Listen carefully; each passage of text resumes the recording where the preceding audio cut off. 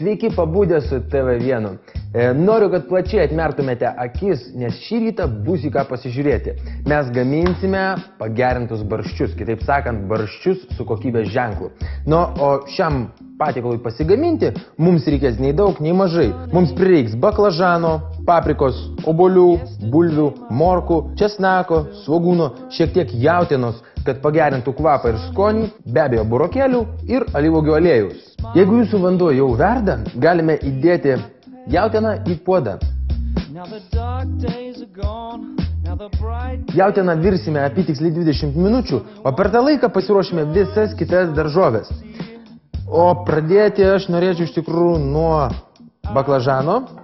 Nupjausime galą, baklažanus susmulkiname nei dideliais, nei ypatingai mažais gabalais, nes jie iš tikrųjų turi jaustis sriuboje. Imame papriką, perpjauname pusiau, išimame paprikos sėklas ir pašaliname baltą dalį, kuri yra paprikos viduje. Išpurtome, išvalome ir dabar galime pjaustyti papriką šiek tiek mažesniais gabalėliais, negu smulkinome baklažaną. Ir beriame viską. Dabar į įkaitintą keptuvę įpilsime šiek tiek alyvuogių aliejaus.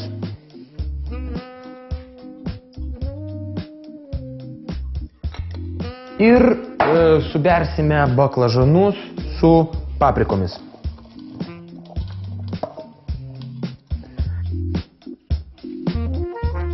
Imsime česnaką, susmulkiname jį smulkiai. Svogūną mums reikia supjaustyti labai plonais griežinėliais. Supjaustame svogūnus. Dabar imsime morką. Šiau nepamirškime pamaišyti mūsų daržovių.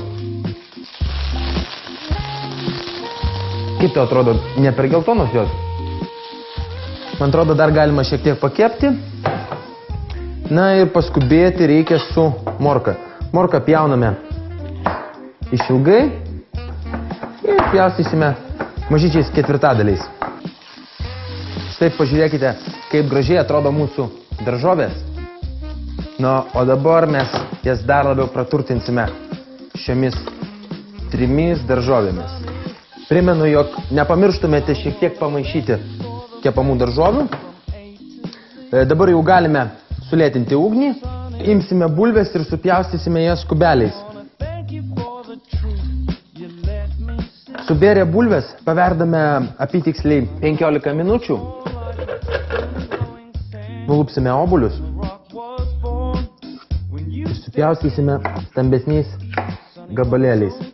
Kaip jau minėjau, pjaustyti galime netaisyklingai. Yra svarbu tai, kad labai panašios spalvos su bulvėmis jie nesusivienodintų.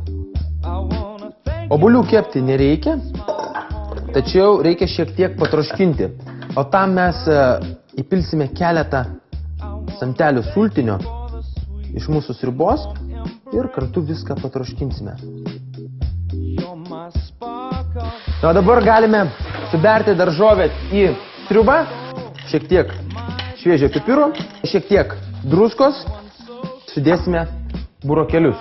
O po 5 minučių, kada ingredientai susimaišys savo aromatais, mes galėsime skanauti sriubą. Taigi uždenkime dangčiu ir šiek tiek palaukime. Gamindami šią sriubą 4 žmonėms mes išleisime apytiksliai 10 litų. Galime pilti viską į dubenėlį. Tiems, kas mėgsta šiek tiek riebiau, įdėkite truputėlį grietinėlės. O dabar linkiu jums gero apetito ir pasimatysime tikrai kitą rytą. Ir nepykite ant manęs, jeigu aš jūs pažadinsiu. Iki pasimatymo.